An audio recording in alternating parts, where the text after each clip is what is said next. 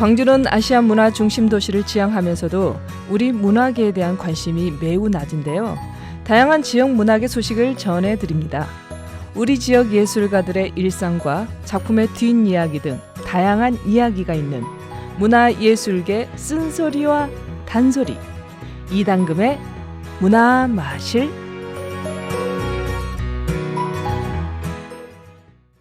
네, 대한민국 예술원을 개혁해야 한다는 목소리가 매우 높습니다. 상위 1% 예술인에게 한 나라의 문화예술 예산이 집중돼서는 안 된다. 이런 국민들의 목소리가 매우 크게 일고 있는데요. 지난 시간에 이어서 오늘도 그 문제와 대안은 무엇인지 한번 짚어보겠습니다. 푸른 연극마을 이당금 대표님 나오셨습니다. 어서 오십시오.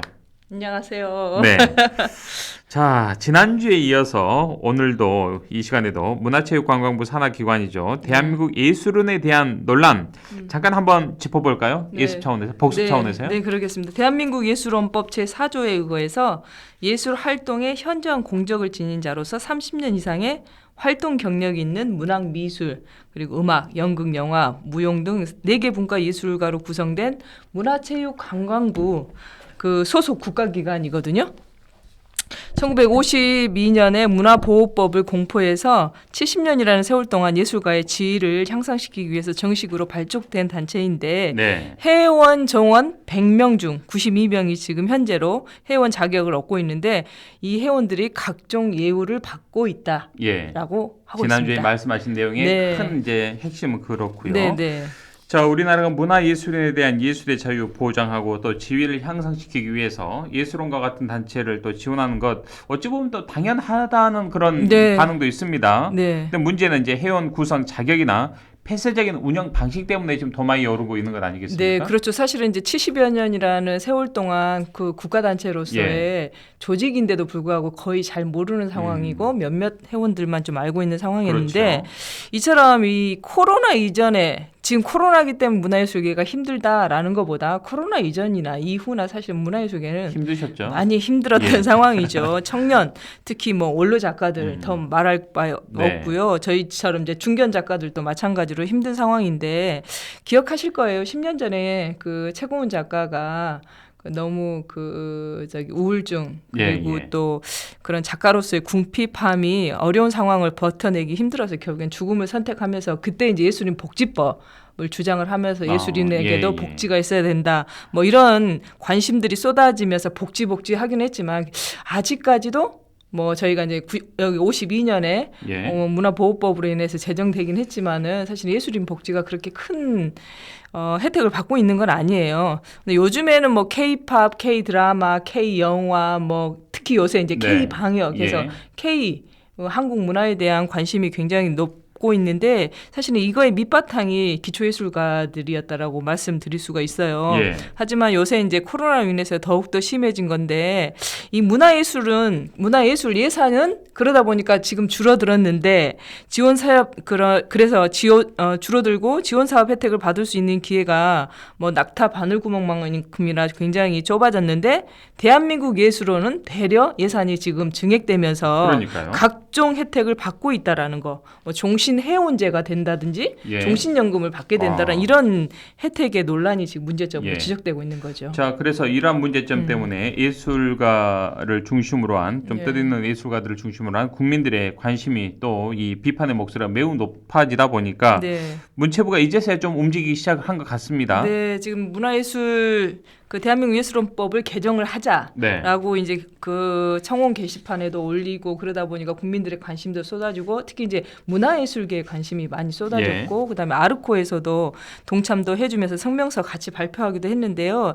이러한 반응 때문인데 이러한 반응에 사실은 이제 대한민국 예술원에서 사실 즉각적인 반응을 보이긴 하고 있죠. 지금 회장이신 뭐 이금배 시인께서 지금 기자 간담회나 언론 접촉을 하게 되면 오히려 사태에 더 덧나게 하니까 그냥 잠자코 있는 것이 회원으로서는 지금의 조치로서 마땅한 행위인 것 같다라고 하는데 이러한 그 비판을 하고 있는 게 또 다른 의도가 있는 거 아니냐라고 하면서 우리는 예술원법에 규정되어 있는 만큼 회원들이 어떻게 할 일은 없다. 그러니까 법대로 하자. 법대로 하고 있는 거다. 이렇게 해명을 그렇군요. 하셨다는 말에 사실은 좀 맥이 빠지는 네. 좀 현실인 것 같아요. 그렇군요. 네. 본인들이 좀 정당함을 앞세우고 있지 않나 이런 생각도 드는데 법대로 해라, 법대로 하겠다 뭐 그런 내용인데 이 대한민국 예술원의 문제점이라 뭐 지적한 것에 대해서 다시 한번 점검해 볼까요? 네, 지난번에 이제 못 들으신 분들도 계시니까 이제 이게 법대로 해라라는 의미는 예술원법이 있으니 그 법에 의해서 지금까지 운영이 되어 있으니 그 법대로 우리가 지급하겠다. 무슨 잘못을 했느냐 법대로 했을 뿐인데 우리가 할 수 좀 있는 그런 부분은 논리죠? 아닌데 예. 문화예술계에서 너무 지금 민감하게 반응하고 있는 건 아닌가라고 이제 말씀을 하는데 그럼 다시 한번 체크를 해보면. 이 지금 말씀드리는 것을 문제점이라고 느끼지 못하는 이 가진 자들의 예술가. 예. 사실은 이 예술가들의 빈익빈 부익부가 굉장히 그렇죠. 더 크거든요. 일반인들의 그 빈익빈 부익부도 마찬가지지만 소위 엘리트 예술가들의 생각이 이런 게 문제점이 아니다. 이것은 그냥 법이다라고 이게 드러내는 것 자체가 더 큰 문제점이지 않을까 싶은데 지금 대한민국 예술원에는 사업이 두 가지예요. 예. 한 개는 예술원 회원들에 대한 정액 수당 지급을 하는 거고 또 하나는 대한민국 예술원상을 선정을 해서 그 시상을 하는 부분들이 있고 그다음에 뭐 예술원 세미나라든지 무슨 정책이라든지 뭐 교류라든지 이런 한 7, 8가지 사업은 되지만 가장 중요한 큰 사업은 예술원들의 그 수당 지급하고 예술원상 시상하는 부분이에요. 근데 지금 올해 코로나로 인해서 문화예술 지원 사업비가 많이 축소됐다고 말씀드렸잖아요. 네. 그 반면에 예술원의 지원 예산이 작년보다 1억 2천이 늘어서 그렇죠. 지금 32억 6천만 원이에요. 근데 이 감사합니다. 32억 6천만 원이 거의 92명의 회원에 180만 원 정액 수당을 증빙 조건 없이 지급한다는 매달 것이 나가는 수당이잖아요. 네. 예, 근 200여만 원에 가까운 돈이. 그러니까 예. 그 돈이 지금 뭐 한 달 180만 원이니까 1년 하면 얼마입니까? 한 2,200만 원, 2,160만 원 정도 되는데 200 잡고 2,400 정도. 네, 저희가 되겠군요. 지원 사업을 받게 되면 10만 원을 받게 되더라도 100만 원을 받게 되더라도 거기에 서류가 증빙이라든지 한 20여 가지 되죠. 네, 증빙 서류 뭐 그러는데 특히 이제 저희가 이렇게 출연을 하게 되거나 공연을 뛰게 되면 공연비를 지급을 받아요. 그럼 15만 원 이상일 경우에는 원천세를 무조건 떼게 돼 있어요. 세금을 떼죠. 아시죠? 15만 원이 8.8% 원천세를 떼는데 이 모든 지원 국가에서 지원받는 모든 사업에 그 증빙이 들어가야 되는데 여기는 당연하죠. 정액 180만 원이라는 정액 수당을 1년에 2천만 원이 넘는 금액을 받는데도 전혀 증빙 조건 없이 그냥 묻지마 수당이군요. 네, 묻지마 수당인데 이게 더 가장 큰 문제는 종신회원제라는 거예요. 돌아가실 때까지 계속 국가에서 수당이 된다는 이러다 보니까 벌써 지금 1952년부터 지급됐으니 얼마나 많은 지급 금액이 전부 다 그 정액 연금제로 지금 지급을 하고 있다라는 거 아니겠습니까? 그런데 지금 우리가 이거를 이제 문제 제기를 했던 게 소설가 이기호 작가님이신데 이 조사한 바에 의하면 예술 회원들 중에는 특히 유난히 대학 교수들이 많고요. 그다음에 부부 교수들이 많다라는 겁니다. 그럼 대학 교수들 같은 경우에 연금 받고 있는 거잖아요. 그렇죠. 연금을 받을 예정일 거고. 그렇게 되는데 여기서 또 연금의 수당에 또 공적을 받아서 30년이라는 이제 현장 공적을 지닌 사람이라고 하니까 앞으로 계속 받아야 될 그 뭐 한 50대 60대인 사람은 계속 받게 되는 상황이 되는데 지금 일부 이 굉장히 어려운 처지에 있는 청년 예술가 또는 물론 이제 원로 예술가들 중에서도 어려운 분들은 있긴 하겠지만 그런 분들은 당연히 뭐 지원이 거기 돼야 예술원의 사업 되겠지만. 중에 하나인 청년 예술가를 지원한다 이런 부분에 대해서는 전혀 지금 거의 아주 미미하게 사업 진행이 되고 있는 것 같고 특히 이제 올해부터는 뭐가 있냐면 대한민국 예술원상이 그 전에 이제 시상을 하게 되면 각 이제 장르별로 4개 분과의 장르별로 수상자를 선택을 하는데 그 수상자들의 상금이 1억으로 상향 조정이 됐다라는 거예요. 5천만 원이었다가 1억까지. 자, 어찌됐든 이 코로나19로 인해서 정말 예술가들께서 힘든 시절을 좀 보내고 있는데 문체부에서는 적극적으로 예우하는 특수기관이 이 회원들의 예산 정말 엄청나다 이 생각밖에 들지 않는데 자, 그렇다면 여기에서 이 100여 명이나 되는 회원, 뭐 100명은 되지 않고 92명이라고 했던가요? 92명의 회원 자격 지니신 분들 어떤 분들이고요? 또 어떤 분들이 회원 자격을 좀 취득할 수 있는지요? 제 처음에 말씀드린 것처럼 현저한 문화예술 공적이 있는 30년 이상이 넘는 네. 예술가가 일단 자격 조건이 됩니다. 그 현저한 공로라는 게 어떤 기준이 있을까 모르겠네요. 그 기준은 이제 그거를 심의하는 사람들이 그 예. 기준을 잡겠죠. 그게 이제 조건이기 때문에. 근데 그 심의 기간이 없고 기존의 회원들이 심의를 한다라는 거. 그렇죠. 그러니까 이게 어떤 예. 객관성을 지닌 게 아니라 주관성을 띌 수밖에 없는 상황이라는 것에 가장 큰 문제고, 특히 이제 그러다 보니까 그 기존 회원들의 3분의 2 신입 회원이 되려면 3분의 2 이상이 찬성을 해야 되는데, 사실은 아무리 시 잘 쓰고 소설 잘 써도 그분들하고 인연이 없으면 그렇죠. 회원 되기가 굉장히 어렵다라는 더더군다나 거예요. 3분의 2의 동의를 받아내는 네. 게 그게 쉬운 일은 아니죠. 왜냐하면 그 현저한 공적이라는 기준도 지금 애매한 부분이고 그렇기 예. 때문에 이런 부분에 있어서 공정한 그 객관적인 조직이 심의 기간이 있어야 되지 않을까라고 생각을 합니다. 예. 최윤철 베드로님께서 오늘도 여전히 출석 체크합니다. 푸른 연극마을 이당금 대표님 아유. 안녕하십니까? 반갑습니다. 쓴소리 단소리 모두 관심을 갖게 만들어 주셔서 감사드리고요. 좋은 지적도 응원합니다. 수고 많으시고요.